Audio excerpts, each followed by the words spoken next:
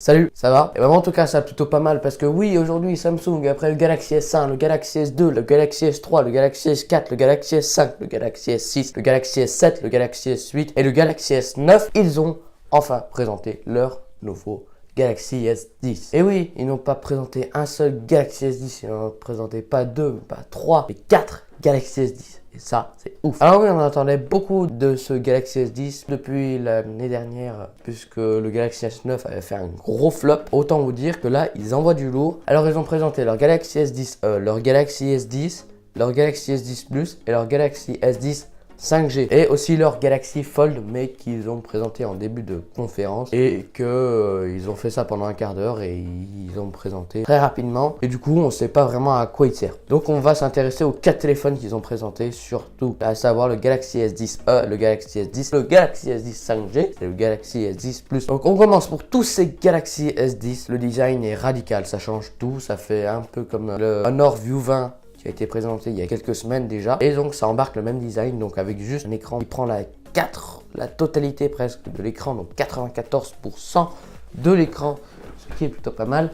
Et on ne voit plus qu'apparaître juste une bulle, comme ils appellent ça, donc dans l'écran. Donc voilà, donc on a un écran presque borderless avec les bords courbés comme on avait sur le Galaxy S8 et le Galaxy S9, sauf que on n'a pas des bords courbés, l'écran est plat pour le Galaxy S10. L'écran est sur une luminosité vraiment incroyable. Pour tous ces Galaxy S10, on a une réduction de la lumière bleue, ce qui va faire du bien aux yeux, on va pas se mentir, c'est un changement pas anodin quand même. On a une réduction de 40% de la lumière bleue. 40%, c'est juste énorme, avec en plus une luminosité qui est oufissime. Niveau taille, pour le Galaxy S10, on a une résolution de 6,1 pouces. Pour le Galaxy S10 Plus, on a une résolution de 6,4 pouces. Pour le Galaxy S10 5G, on a une résolution de 6,7 pouces. Alors lui, il est assez grand, hein. 6,5 pouces, c'était déjà largement. Et le Galaxy S10e avec une résolution de 5,8 pouces, donc lui c'est le plus petit. Niveau résolution de l'écran, on est sur la technologie AMOLED avec du Quad HD+, sauf pour le Galaxy S10e qui lui c'est du Full HD+. À l'arrière, on retrouve 3 objectifs photo, un objectif de 12 mégapixels donc qui permet de faire le zoom x2 et le mode bokeh. Le Galaxy S10e, il n'a pas cet appareil photo là qui permet de faire le zoom x2 parce qu'il n'a que 2 objectifs, lui, et pas 3. On a un deuxième appareil photo de 12 mégapixels qui permet de faire un mode grand angle. Et on a un troisième objectif de 16 mégapixels qui permet de faire un mode ultra grand angle, ce qui correspond d'après Samsung à 123 degrés.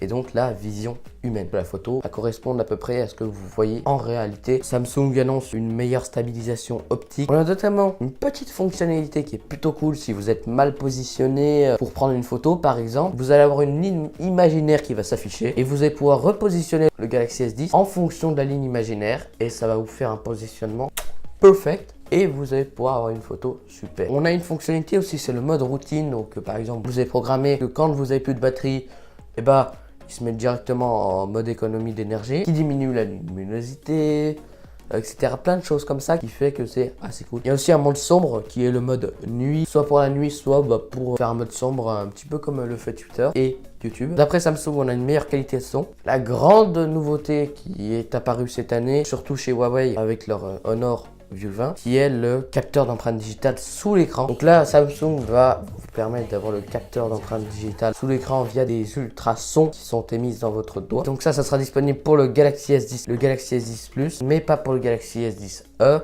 puisque lui, il sera sur le bouton Home sur le côté. Niveau sécurité faciale, on a toujours le capteur facial, mais bon, ça marche toujours comme l'année dernière. Si vous avez un chapeau, si vous êtes dans la nuit, si vous êtes mal coiffé, bref, ça va pas vous détecter. On est encore un petit peu sceptique sur ce point là, mais ils ont mis le paquet sur le capteur d'empreinte digitale sous l'écran, ça c'est une bonne chose. En bas, on retrouve toujours un bord qui est plus gros que celui du haut. Ça fait toujours en fait moche.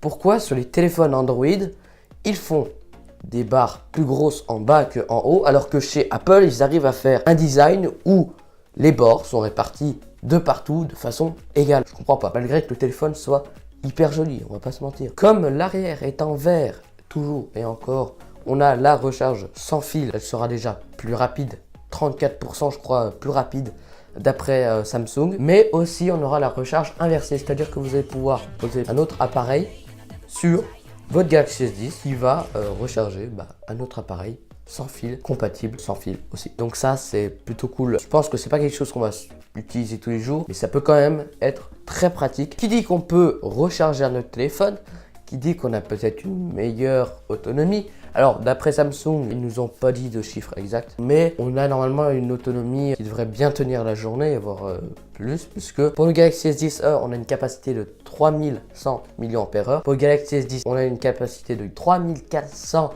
mAh. Pour le Galaxy S10 Plus, on a une capacité de 4100 mAh. Et pour le Galaxy S10 5G, on a une capacité de 4500 mAh. Ce qui est juste ouf. Alors là, si on tient pas la journée, voire 2 jours, là je comprends pas. Niveau RAM, pour le Galaxy S10e et le Galaxy S10, on est sur du 6 pouvant aller jusqu'à 8 Go de RAM. Pour le Galaxy S10 Plus et aussi pour la gamme performance, donc qui va vous permettre d'avoir des meilleures performances, on est sur du 12 Go de RAM.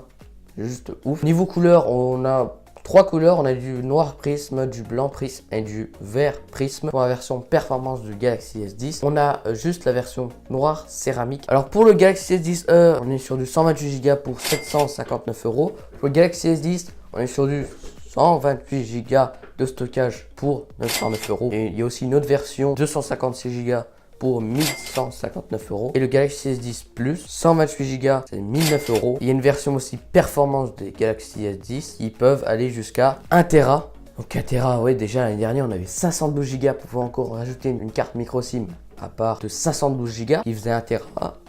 Mais là on a un stockage de 1 Tera, pouvant encore rajouter de la mémoire de 512 Go, donc ça fait 1512 Go. C'est déjà énorme, donc ça fait 1 Tera et 512 Go. Pour le prix de 1609 €. Alors c'est déjà moins cher que chez Apple, mais ça fait quand même très mal. Le Galaxy S10, le Galaxy S10, le Galaxy S10 Plus, ils seront disponibles pour le 8 mars. Et le Galaxy S10 5G, on n'a pas d'informations sur lui à part qu'il aura les mêmes caractéristiques qu'un Galaxy S10, il aura un écran plus grand et plus de puissance. Tout ce qu'on sait est qu'il aura aussi la 5G. Déjà, le temps qu'ils le présentent, peut-être qu'ils vont le présenter plus tard dans l'année et le rendre disponible plus tard dans l'année. Mais je pense que nous, en France, on l'aura pas avant un bon moment parce que déjà, pour avoir la 4G, c'est assez galère en France. Donc pour avoir la 5G, je vous dis pas la galère qu'on va avoir. Si vous précommandez soit le Galaxy S10e, le Galaxy S10 ou le Galaxy S10 Plus, vous les recevrez 3 jours avant la sortie officielle, donc le 8 mars. Et si vous précommandez le Galaxy S10 ou le Galaxy S10 Plus, vous recevrez, en plus du Galaxy S10 ou le Galaxy S10 Plus, vous recevrez des Samsung Galaxy Buds. Et donc, c'est quoi? C'est des écouteurs de Samsung, comme à peu près les AirPods chez Apple, et d'une valeur de 149 €. Donc, c'est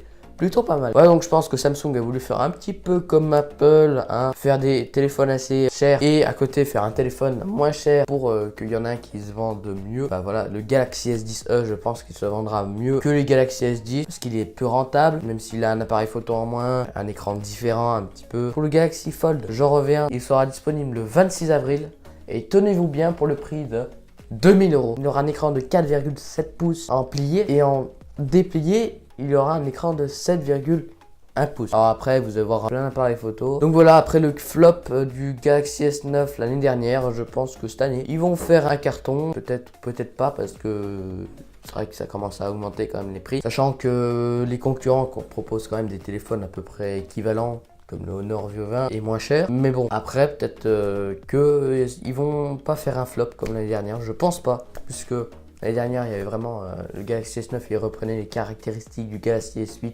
sans vraiment beaucoup changer. Donc voilà, j'espère que cette vidéo vous aura plu. Si c'est le cas, n'hésite pas à lâcher un gros pouce bleu dans la barre des pouces bleus.